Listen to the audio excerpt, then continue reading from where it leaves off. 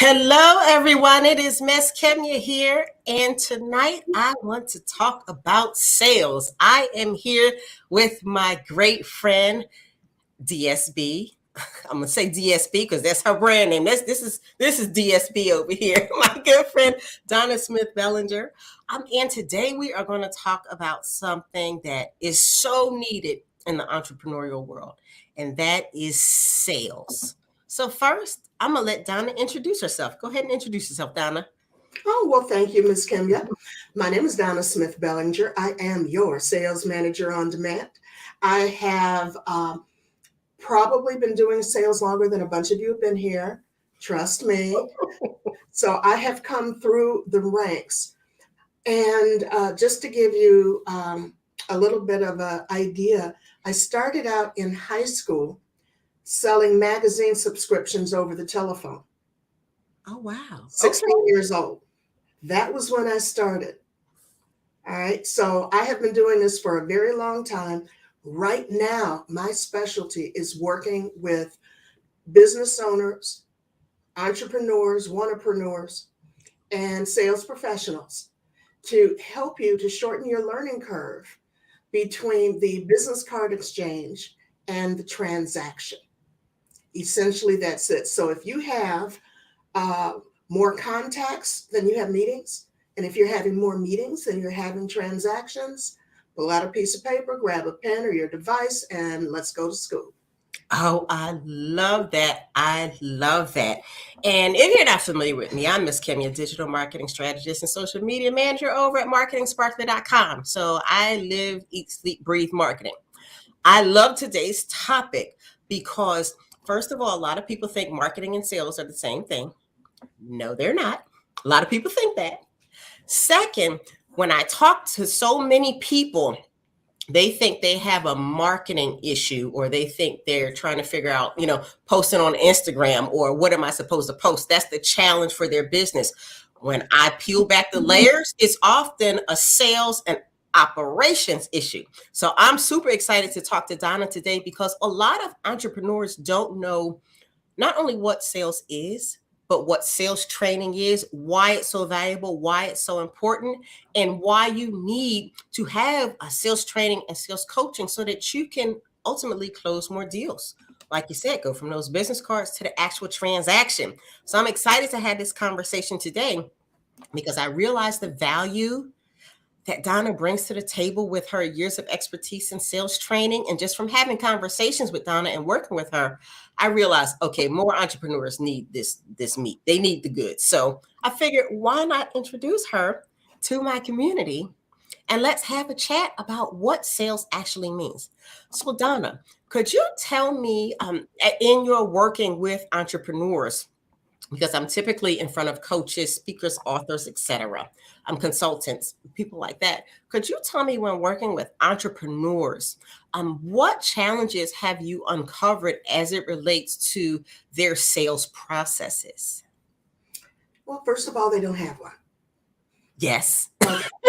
Um, they don't. What they have is something that they are absolutely brilliant at doing, that they have decided who needs it, which doesn't always correlate to who is willing to pay for it.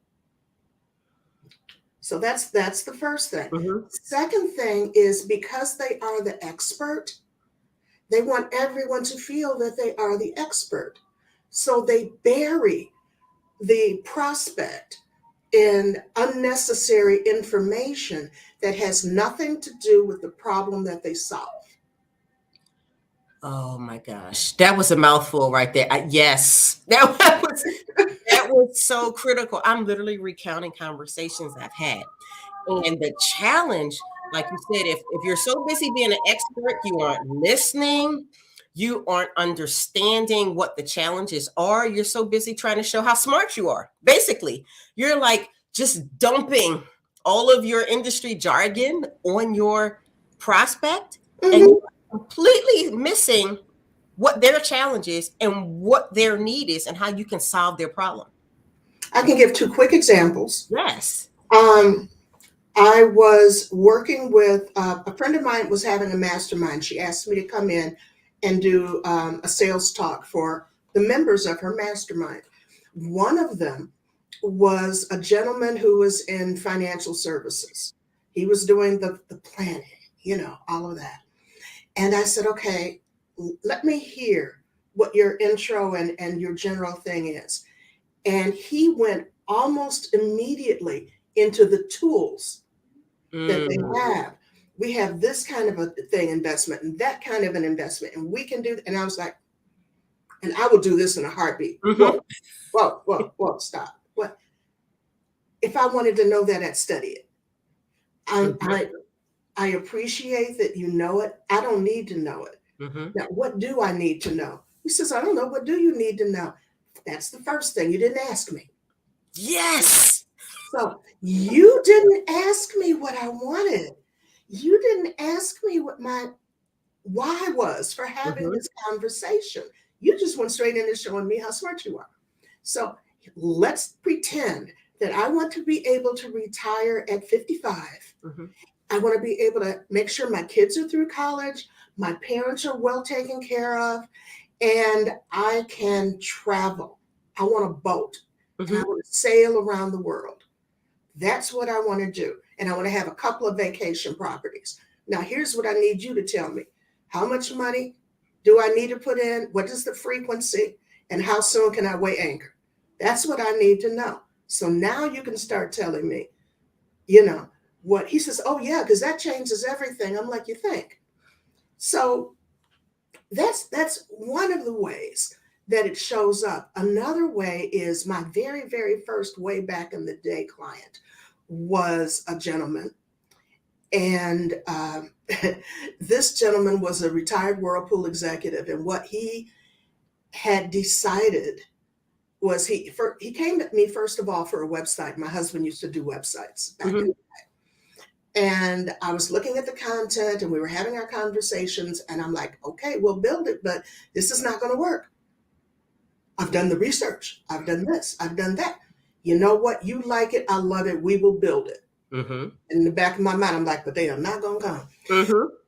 And he came to me about 3 months later and he said, okay, will you coach me? And I was like, okay. And in the back of my mind, because the answer was so simple, the answer was simple, the implementation was not. But the answer was simple. What he wanted to create, what he had created, was a program for recent MBA graduates to help them integrate themselves into the corporate structure to identify mentors, career path, all of that. And I said, okay, love, here's my question to you. When you got your MBA and you're paying your student loans and everything else, and you just got through so many years of people telling you what you don't know, okay? Did you want to pay another person to tell you how stupid you are? No. And he immediately went, no. And he went, oh. Yes. So what we actually wound up doing, he's in South Bend. What we actually wound up doing was creating a program that he sold to Notre Dame. And he went in and worked with the students before they graduated. And Notre Dame paid him. I said, the kids don't have the money to pay you. Notre Dame got money melodic. So let's do that. And then, after we worked everything out. So the answer was simple. The implementation, the accountability, the teaching him not to slip back into I'm the smartest thing in the world, all of that. And that accountability, that's what took a little bit of time. But those are some of the things that happen. But I actually have a list of 5 things that brilliant people do to kill sales opportunities. And that's something we can talk about, or I can give it away, or whatever it is you want to do. But yeah, this is not my first rodeo. Exactly. I did it all. And what I love about those examples, did you all catch, that leads to your profitability. You have to ask the right questions, Stop trying to be the smartest person in the room. Stop trying to use industry jargon and just kind of pour all your products and services. Don't just throw them at people. See what people want and then adjust your offer accordingly. That is a huge mistake that people make. And like you said, a lot of people, the next one was great. A lot of people create products, but they haven't consulted with the right types of professionals to know if that's the right product to create, if they're even selling it to the right person.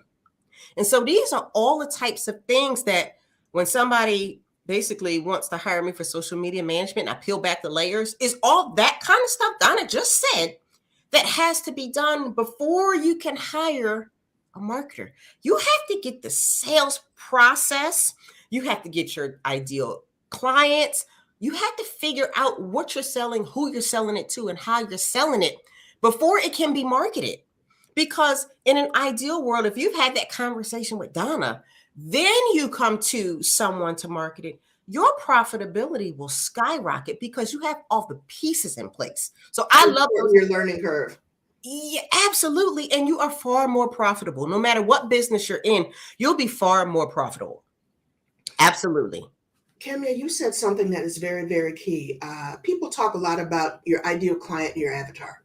Mm-hmm. And that's great, but in most instances, it's a wish list. Yes, it is a wish list. It's a wish list because you know who you think needs it. And I went broke trying to do it my way at one point in time back in the day when I decided, dangerous thing, if you go, I decided, ooh, Yes. danger, Will Yes. Robinson, danger. Yes. That who I wanted to work with, who needed me, were small to medium-sized businesses that were trying to navigate supplier diversity and supply chain conversations. Mm-hmm. Okay, because even to as recently as a month ago, I gave a workshop and I had a gentleman in that workshop say, I just got my certification, so how do I sign up for my prime contract? And I literally did what you've seen me do before. I just kind of turned my head from there. Okay. Mm-hmm. Okay, pull me, Lord. Okay. All right. So first of all, who knows you, who likes you, who trusts you such that they will put their entire reputation on the line to present you to someone who has that kind of a contract. Do you have those types of contacts? If you don't, you are not going to be a prime. So now let's work on being maybe a subprime or a tier 3. What business owners sometimes forget is it's not, they try and sell us on the Yelp reviews and the Google reviews and all of that, how many stars you get. But here's the deal. Who is going to be your raving fan? Because that is where your money is going to come from. People pay for results. So I'll give you one of my little secret things, one of those things that I cover with the people who are in my private Facebook group or who attend my workshops. I have a term I patented, trademarked called yes-testimonials. Some of you know them as recommendations. Some of you know them, as testimonials. I call them yes-testimonials. And that is when someone writes a recommendation for you, that the ending line, the catch you line in that recommendation is something where you go, I would pay for that. I would pay for that. So if you go and look Donna Smith-Bellinger up in LinkedIn and you go down into my recommendations, you will see recommendations that say things like, she helped me to maintain a high visibility, high profile client. You'll see things like, she's doubled my close rate. I won awards. I made more. One of my clients said that she made more money in the first 30 days working with me than she did the entire year before. Wow. In the first month. Wow. And it was hilarious. It was just hilarious. But those are the things that you need, because it's not because you say so. Mm-hmm. Bless our hearts, especially us Americans, we are sheep. We are followers. Yes, yes, we are. Okay, it's just bad. We just follow people. So if everybody says that it's marvelous, then we are, oh, well, it must be good because Mm-hmm. you're saying, it must be good. That is what you need. And you need to take the time to develop the relationships to make that happen and to get it documented. And don't leave it up to the client. There's a script for that. And there's a cute little way that you can just kind of have them fill in the blanks so you get exactly what you want. No, I'm not going to tell you because my clients get that. Mm-hmm. But there's a cute little way that you can do that so that you get exactly what you need. Consider that your tip. They pay you your regular price. But Mm-hmm. you know how we like to give gratuities? That's the gratuity. All right, giving you that great glowing recommendation. And that will get you more business than any posts because people have already vetted you. Mm-hmm. So it's not the hair, it's not the car, it's Mm-hmm. not your cute little kitty cat. It is, what is the result? What is the result? What is the result? So, and that brings me to the first thing that kills people's sales. You don't have a short introduction that conveys what you do, not how you do it. Mm-hmm. That is a difference. Did you hear the what versus how? Did y'all catch that?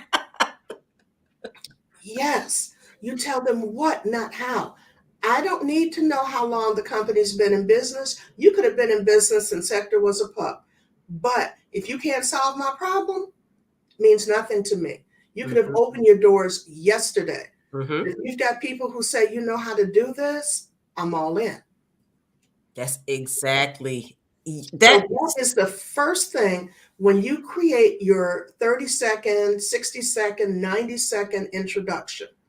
You want it to be something that piques their interest, demonstrates your value, and inspires them to lean in and ask a question.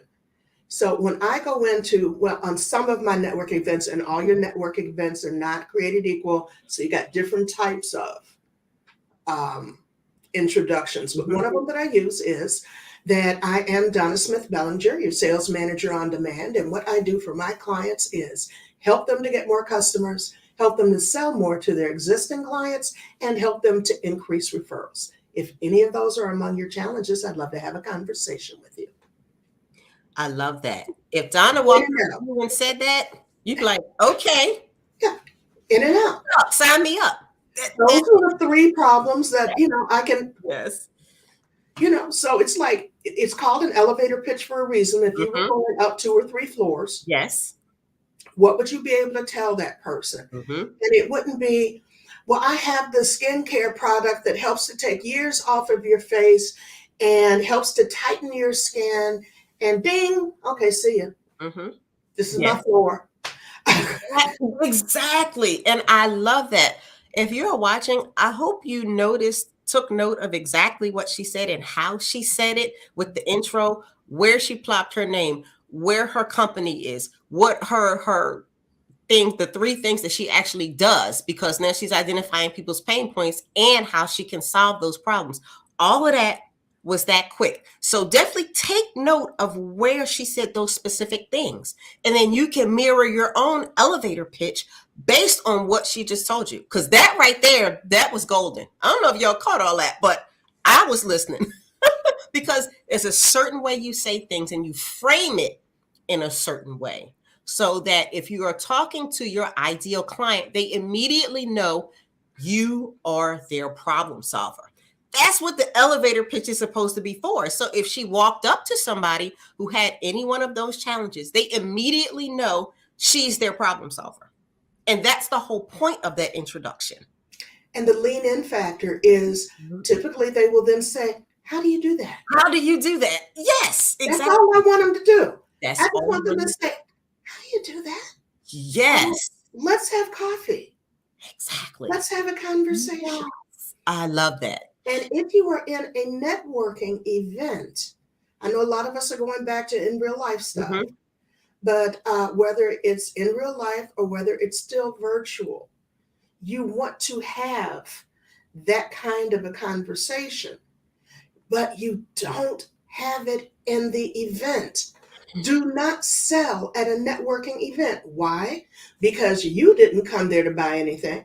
If there was a vendor, you came prepared to take a look at the vendors. Mm-hmm. But you came there with the purpose of business development, to meet as many people as you could. And if that is what's going on for you, you want to talk to as many people in that room as you possibly can. You do not want to get hemmed up in the corner with Mm-hmm. somebody telling you all of the history of the world, part one. Second thing, present yourself as a professional and not a peddler. A peddler runs around putting their business cards in everybody's hands, Mm-hmm. leaving them on all of the tables, spamming everybody with their link and everything, and I'm the person who was doing, you Mm-hmm. know, no, I'm not trying to buy from you. I'm trying to get to know you and figure out if I want to attach my brand to you. Mm-hmm. Because there are basically three types of people that you are going to encounter. Here's the three: suspects, someone you suspect eventually you'll be able to do business with, but maybe not right now. Mm-hmm. Prospects, that's your right now money. This is someone who gets it, who wants to have that transaction generating conversation. Okay, that's your prospect. And ambassadors. Ambassadors are individuals who may serve the same client base as you, but they don't need your services. They may be that person who can open doors for you and get you into the rooms that you can't get into, or you maybe didn't even know they existed, which is how I got into supply chain in the first place. Okay. There was no reason in the world for me to be in supply chain, but I was always meeting people who saw something in me, usually that I didn't see in myself, and said, no, you need to come in and you need to learn this. You need to come in and you need to hear this.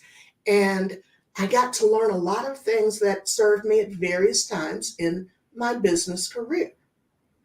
But you need to be that person that people want to show off. You need to be that person that they're like, oh no, you need to go with me to this event. Mm-hmm. Why? Maybe they want you to go with them to help them work the room. Mm-hmm. Givers gain. So if you help them, they'll help you later. And I used to get paid for doing that, for going in and helping people work rooms. Yes. Yes. They may need you to, cover for them at an event. I got paid for that too. Mm-hmm.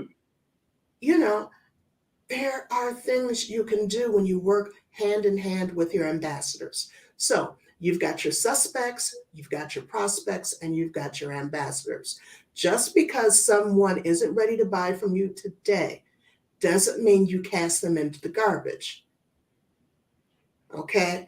Today's I can't afford it is tomorrow's VP. Yes.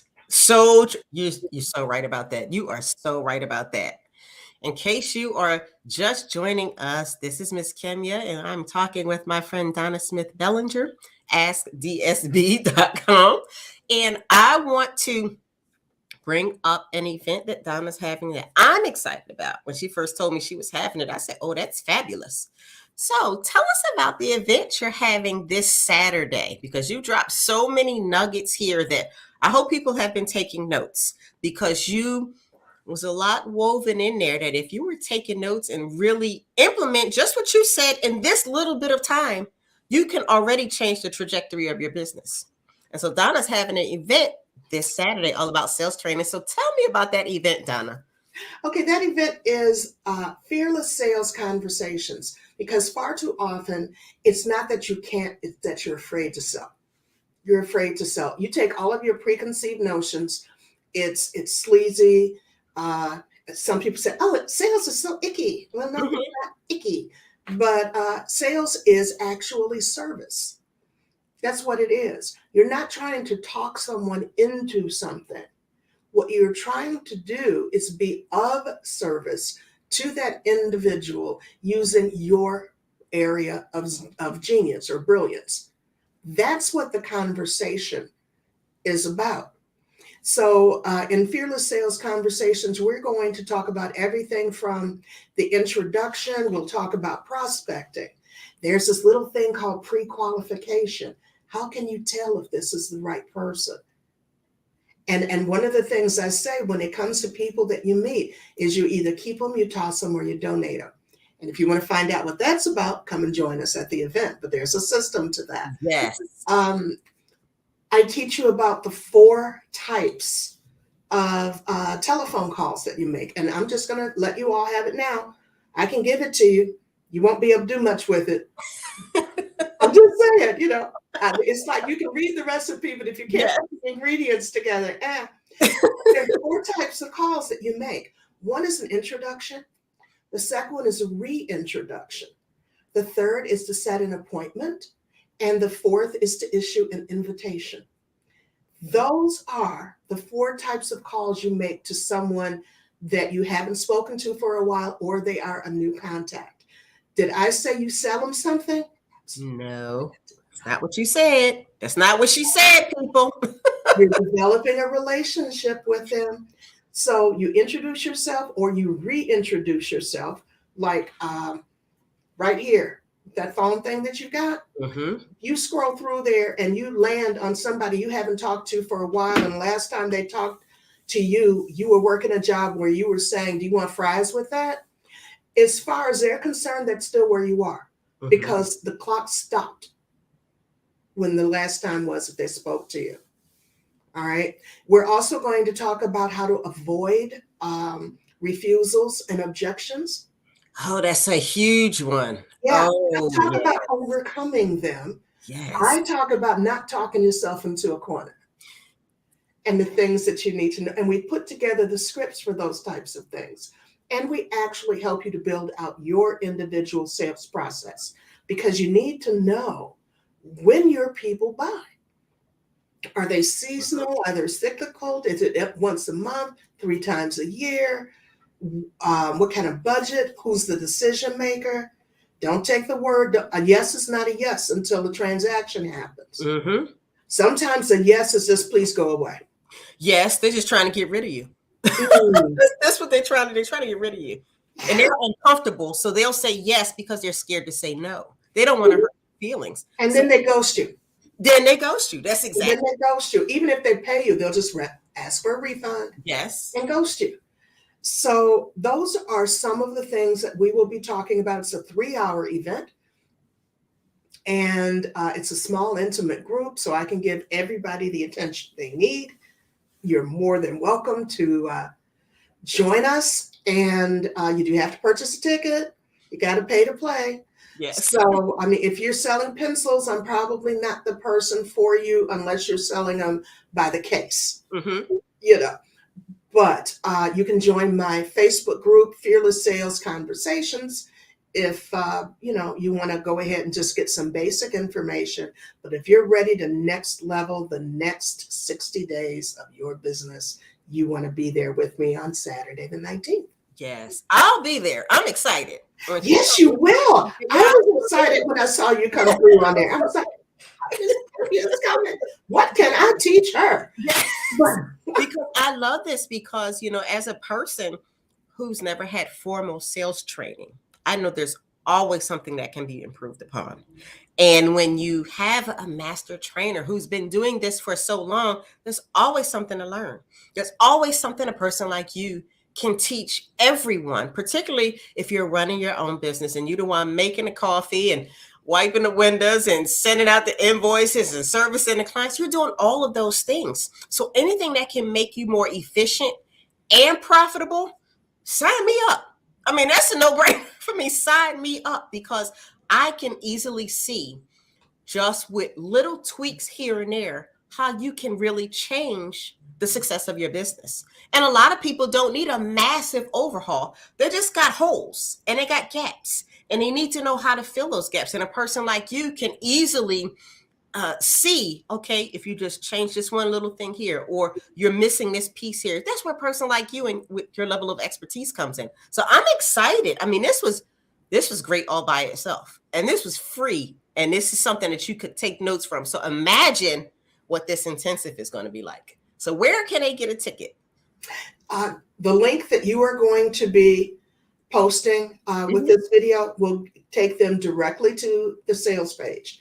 Excellent. And they have a couple of levels which they can purchase. So they can purchase the ticket itself to the event for $275, and that's fine. And I'll work your socks off. Or they can sign up for a VIP package. My VIP package, again, is low. This is like a bargain. It is. Program for me, because the majority of my clients and how I keep my lights on are my corporate clients. And because I remember where I came from, I want to help what I call my kitchen table CEOs and my small business people. And I want you to learn how to implement big business processes into your small business, because nobody went into business to lose money. So let me point out some of the leaks and the challenges. If you get the VIP package, it gives you two private sessions with me. And I am here to tell you that you will get the ticket plus 2 private sessions with me for only $500. And I can tell you right now, that is never happening again. That's what's never happening. I mean, my clients wish. I can't even let them know I'm doing this, because they'll be like, how come I'm paying? That's okay, because you're getting what you're getting. You know, you all are more heavy lifting. This stuff is not going to be quite as bad. And also, I just want to help you to grow. The mission statement for my business is that the work that I do has to affect more than the bottom line, because it's not the transaction, it's the testimony. That is the reason that I do what I do. And I have a lot of personal reasons for feeling that way. But if I was just in it for the money, I can go and get a job, and that would be just great. You know, never doing that again. What I want to do is impact lives and show my people how they will be able to keep their lights on no matter where they are, so that they are always able to take care of the people who depend on them. I raised 2 kids as a single parent, and I started out as a homeless teenager. So I'm here to tell you, it can be done. It can be done quickly. And it's not something you're born with. It's something that's developed. I've got a very good process for doing that. And it's my honor and privilege to be able to present that information to all of you. Well, if I was speaking with a mic, I'd have thrown it across the room.